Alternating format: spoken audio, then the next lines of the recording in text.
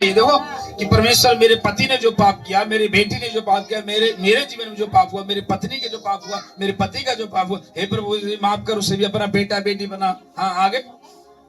हमने तेरे सामने बहुत बुराई की है जी। और जो आज्ञाएं, विधियां और नियम तूने अपने दास मूसा को दिए थे जी। उनको हमने नहीं माना। नहीं माना। कई लोग आज्ञाओं को नहीं माने, इसलिए उनकी जिंदगी में पाप आना शुरू हुआ। परमेश्वर ने बोला चोरी नहीं करना और वो चोरी कर रहे हैं और वहाँ पाप हो गया। परमेश्वर ने कहा प्रसाद नहीं खाना, तो प्रसाद खा रहा, तो वहाँ पाप है। प्रभु ने कहा ऐसी संगति मत जाना जहाँ चीजें होती हैं, आप समझदार हो, आमीन, जादू मंत्र होते हैं, मैजिशियन बैठते हैं, उधर मत जाना, तो खुदा के पास ही रहना। अब जाते हैं तो जरूर ये पाप है। आज्ञा का उल्लंघन करना ही पाप है। प्रभु ने कहा तू व्यभिचार नहीं करना, व्यभिचार कर रहे हो तो पाप है। प्रभु ने कहा नशा नहीं करना, नशा कर रहे हो तो ये पाप है। आज्ञा तोड़ना ही पाप है। हालेलुया। इसलिए आपको अलर्ट रहना है कि मेरी आज्ञा तोड़ती नहीं।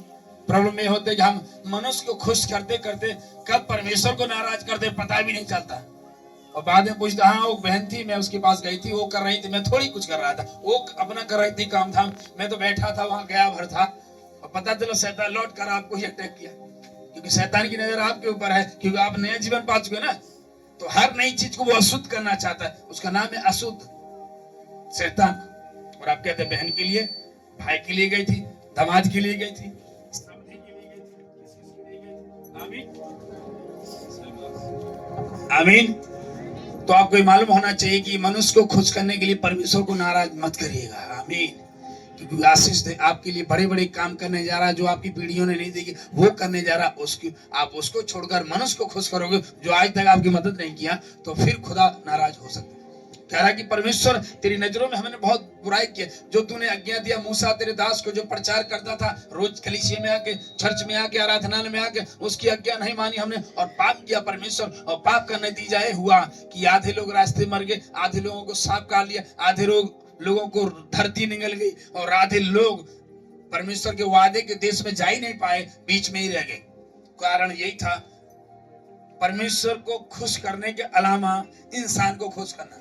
मैंने क्या बोला कि आपको पता भी नहीं चलता कब इंसान को खुश करते करते आप परमेश्वर को नाराज कर दो। और फिर शैतान जब परमेश्वर नाराज तो साइड होता, अलग होता, आपसे निकलता बाहर। फिर दुष्ट आत्मा देखती, झाड़ा बुहारा घर में आ जाती है, तो एक नहीं आती, वचन कहता है 7 आत्मा लेकर आती है आपके अंदर, तो पहले से बुरी हालत हो जाती है। बात आई समझ? आमीन हालेलुया। तो आपको अलर्ट रहना है। आप खुदा की बेटी हैं, खुदा के बेटा हैं, आपको हर जगह सावधानी से रहना है, प्रार्थना के साथ जाना है, प्रार्थना के साथ रहना है। हालेलुया। और कई जगह ऐसे आपको कठिन लग रही है तो जस्ट घुटने टेके उपवास में आओ, जैसे नेहम्याह ने रखा। लोगों ने बहुत बुराई किया, पाप किया, और परमेश्वर ने आगे जाके दया किया, फिर प्रभु ने उनको क्षमा किया।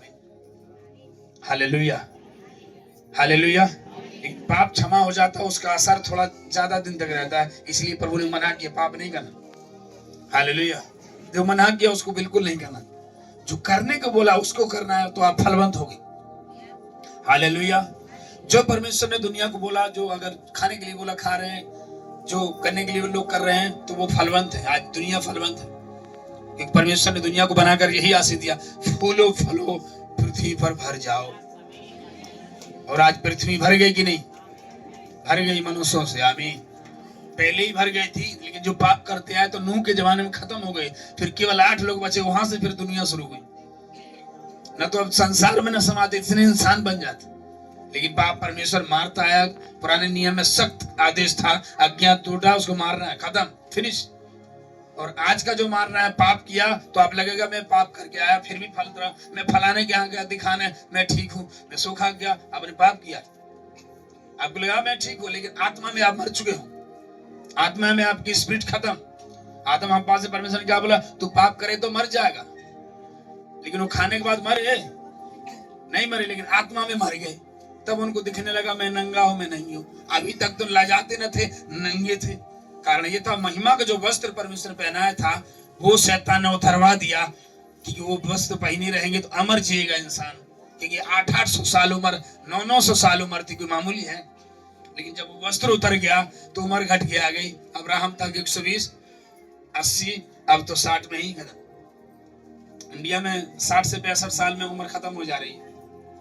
इंडिया में केरला में बहुत ज्यादा उम्र के लोग जीते हैं। केरला साइड में ये ओशियन के किनारे रहने वाले लोग हैं, समुद्र के किनारे रहने वाले लोग हैं। केरला है, नागालैंड है, हिमाचल है, उधर जैसे बाहर देश में देखेंगे तो जापान है, समुद्र के किनारे वाला देश। कारण ये है वहां के लोग फिश, जो मछली वगैरह खाते हैं, फिश खाते हैं, उधर का वो ताजी ताजी चीजें खाते हैं, तो उनके लिए वो असर होता है। पर उन्होंने जो बोला खाने के लिए वो खाएगा तो जीवित रहेगा।